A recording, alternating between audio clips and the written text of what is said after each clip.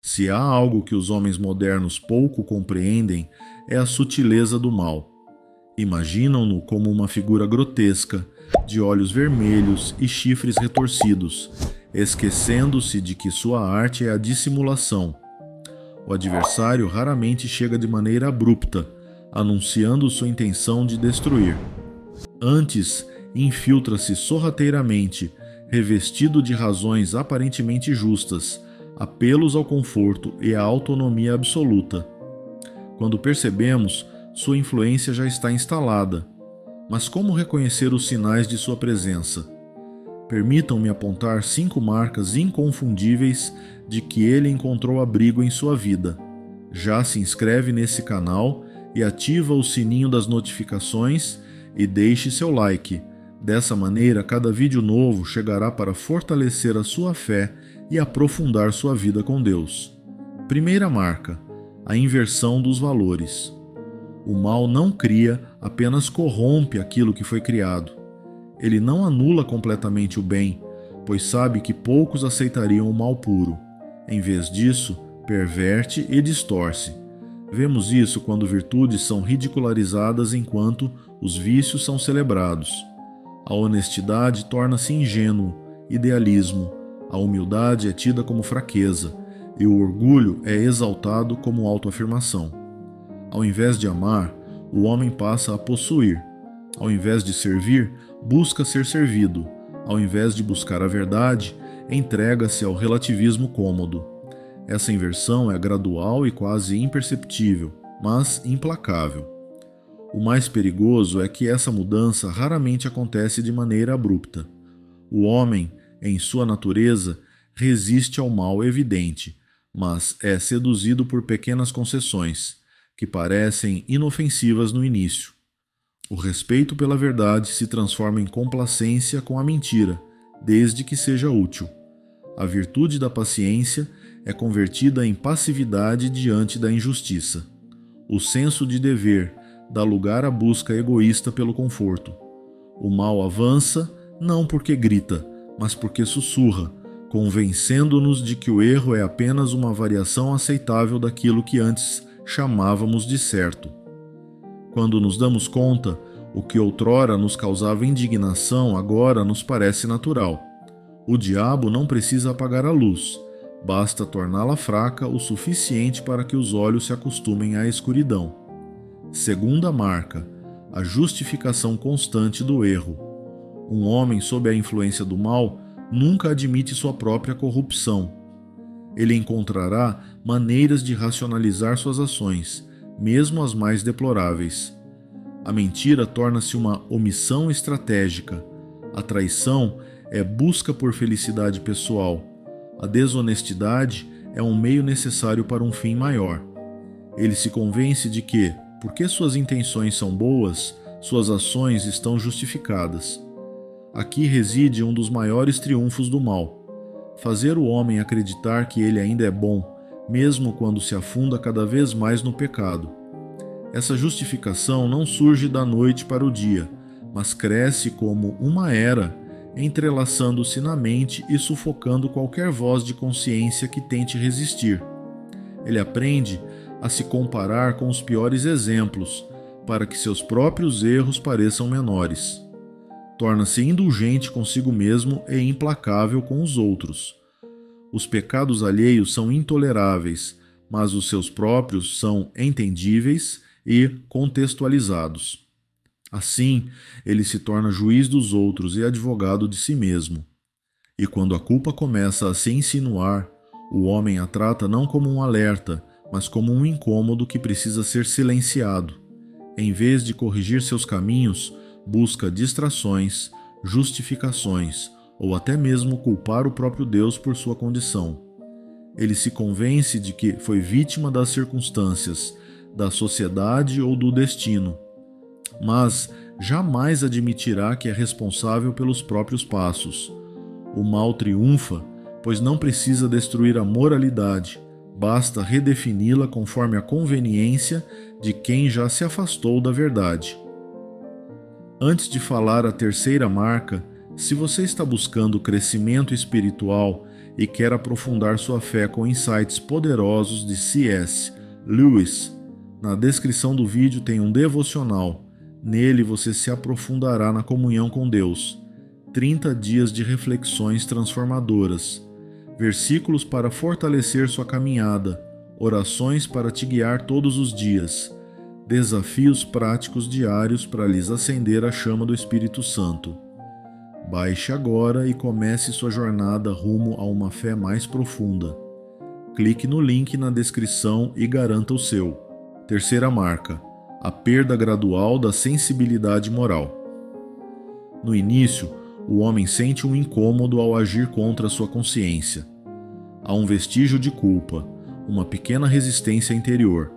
Mas, com o tempo, essa voz se enfraquece. O que antes lhe parecia inaceitável torna-se suportável, depois habitual e, por fim, desejável. Sua alma se endurece como a pele calejada pelo atrito constante. O mal não precisa convencê-lo de que a virtude é ruim. Basta que o convença de que não é essencial. Assim, ele se torna insensível ao que um dia o faria corar. E que dizer das pequenas concessões diárias? O mal raramente exige grandes renúncias de imediato. Ele age como um invasor paciente, instalando-se sem alarde, tomando território pouco a pouco. O homem que outrora se horrorizava com a mentira começa a permitir pequenas deturpações. O que antes era uma convicção inabalável torna-se flexível diante da conveniência. Pouco a pouco, ele se torna uma caricatura do que um dia aspirou ser. Não se iludam, ninguém se torna vilão de um dia para o outro. O declínio moral é uma descida sutil, um conjunto de pequenas concessões diárias. A alma não se perde num único salto, ela se esvai aos poucos, num rastro de decisões aparentemente insignificantes. E assim, ao final da jornada, descobre-se que o homem que ali está é apenas a sombra daquele que um dia poderia ter sido. E então, o que fazer? Se reconhece esses sinais em sua vida, não se desespere. O mal, embora sutil e ardiloso, não é irreversível. O simples fato de enxergar esses sintomas já indica que algo em você ainda resiste. A consciência, ainda que abafada, ainda fala. E enquanto houver voz, há esperança. Mas não se engane, o retorno à luz não ocorre por mero desejo. Requer decisão, coragem e a humildade de admitir o próprio desvio. Mais do que isso, requer uma reorientação da alma, um retorno ao eixo que sustenta toda a moralidade verdadeira. E se ainda não enxerga esses sinais, esteja atento. O mal não se anuncia com trombetas. Ele se insinua nas pequenas concessões, nas justificativas confortáveis, na gradual erosão da convicção. E quando você menos espera, já não está mais no caminho que julgava trilhar. Mas, lembre-se, há sempre um caminho de volta. Quarta marca: o prazer que consome, mas nunca satisfaz. Há um tipo de prazer que eleva, alegra e fortalece. Mas há também aquele que, como um fogo insaciável, consome sem nunca saciar. Se você percebe que os prazeres que busca não lhe trazem verdadeira alegria, mas apenas um desejo insaciável por mais vício, mais distração, mais anestesia contra a realidade, então pode estar diante de um sinal claro da presença do mal. A estratégia do inimigo não é destruir o prazer, mas corrompê-lo. Ele pega aquilo que foi feito para nos dar um vislumbre do céu e o torna uma prisão. O amor vira obsessão, o descanso vira preguiça, o deleite vira vício. O homem moderno corre atrás do prazer como um sedento no deserto que, ao invés de buscar água, bebe areia.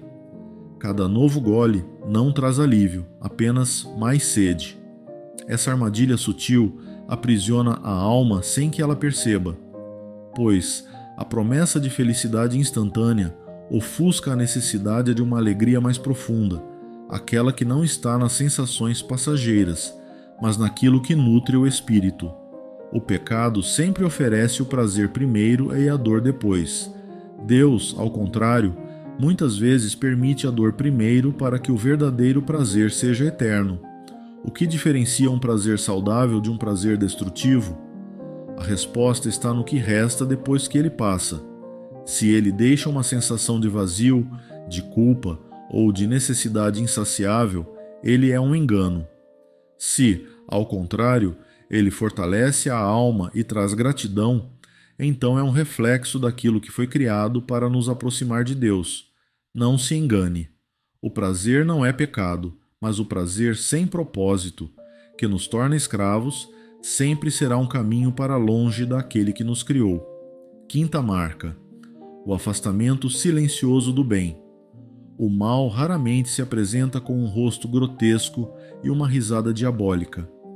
Em muitos casos, ele age como um ladrão silencioso, não roubando tudo de uma vez, mas tirando pequenas coisas até que o essencial desapareça. Assim, um dos sinais mais sutis de sua presença é o afastamento gradual do bem. Você não acorda um dia decidido a abandonar tudo o que é bom e verdadeiro, mas talvez perceba que já faz semanas que não ora com sinceridade, que a caridade, antes um hábito, agora parece um fardo, que o desejo de aprender e crescer foi substituído por uma apatia confortável. O mal muitas vezes não empurra, ele apenas encoraja a inércia. E assim, sem perceber, nos tornamos como um barco à deriva, lentamente afastando-se do porto seguro. O diabo sabe que pode perder uma batalha se forçar um homem piedoso a cometer um grande pecado. Mas se ele puder simplesmente convencê-lo a negligenciar as pequenas virtudes, a paciência, a gratidão, a vigilância, ele terá vencido sem precisar de um único golpe. Isso nos leva a uma verdade desconfortável. O oposto do amor não é o ódio, mas a indiferença. O contrário da luz não é necessariamente a escuridão total, mas a sombra constante que nos impede de enxergar com clareza. O mal não precisa nos transformar em monstros, basta nos tornar mornos, distraídos, entorpecidos. A solução? A mesma de sempre: vigiar e orar.